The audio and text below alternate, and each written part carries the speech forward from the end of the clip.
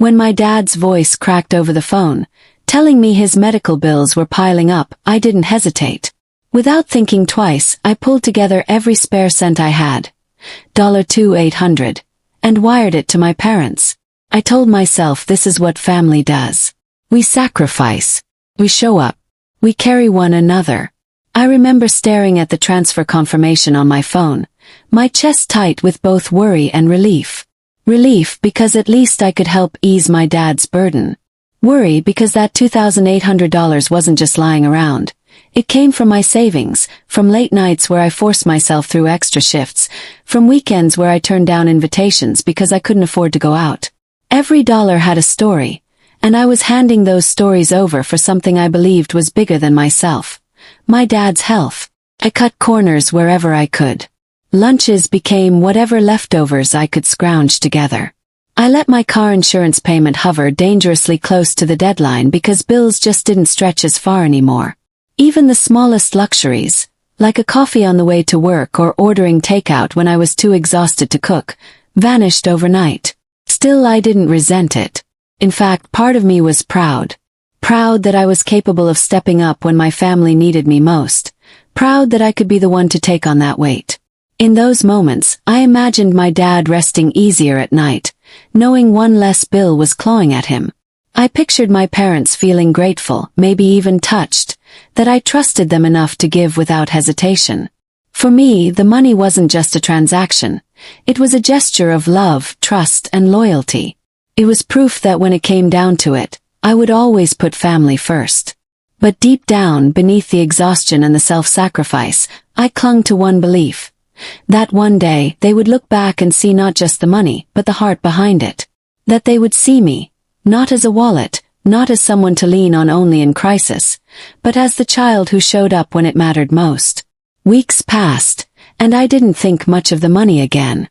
I assumed my dad was handling his treatment, that the bills were being paid, that life was moving forward quietly on their end. But one night, while scrolling through my phone after a long shift, I froze. My thumb hovered above the screen, my breath caught in my chest. There they were. My parents, my siblings. All of them beaming under a golden sunset, cocktails in hand, the ocean stretching endlessly behind them. The caption read, "Family trip of a lifetime. So blessed." At first, my brain couldn't even process what I was seeing. I blinked hard, convinced maybe I had misread the post or it belonged to someone else. But no, the faces were unmistakable. My family. My blood. The people I had just given $2,800 to. My heart pounded as the reality sank in, each second a stab sharper than the last.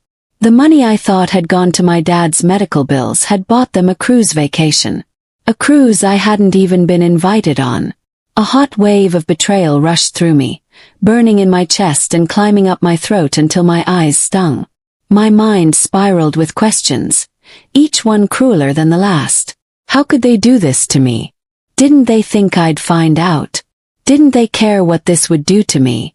I had been picturing my father struggling with debt collectors, my mother losing sleep over hospital fees. Instead, they were laughing in the sun, sipping piña coladas, making memories without me, all on the back of my sacrifice. The photos kept coming. Family dinners on the ship, snapshots of my siblings exploring tropical ports, my parents holding hands under glittering lights. Each image was like a knife twisting deeper, proof that not only had they lied to me, but they had chosen to celebrate without me, to exclude me completely. It wasn't just about the money anymore. It was about trust shattered into pieces I couldn't pick up, about realizing that maybe I wasn't valued the way I thought I was. And the worst part, they looked so happy. Happier than I could ever remember seeing them when I was around. The days after I saw those photos were some of the heaviest I'd ever carried. It wasn't just anger that sat with me. It was a hollow kind of ache, the kind that steals your appetite and makes the world feel gray even on the brightest afternoon. I replayed everything in my mind, from the moment my dad had called me with that trembling voice to the way I had rushed to wire the money without hesitation.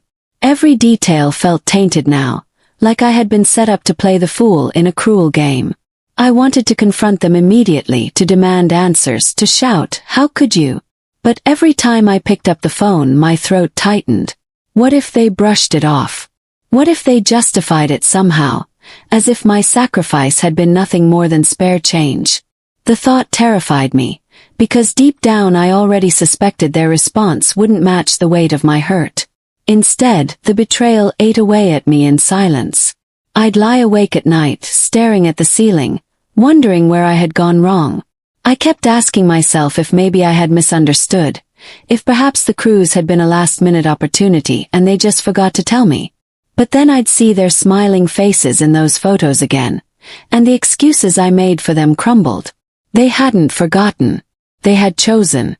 It's a brutal thing to realize, that the people you thought you could lean on the most are the very ones who will take advantage of your love. I had given not just money but trust, loyalty, and time I could never get back. And in return, I wasn't even worth a seat at the table or a place on the ship. I wasn't worth the truth.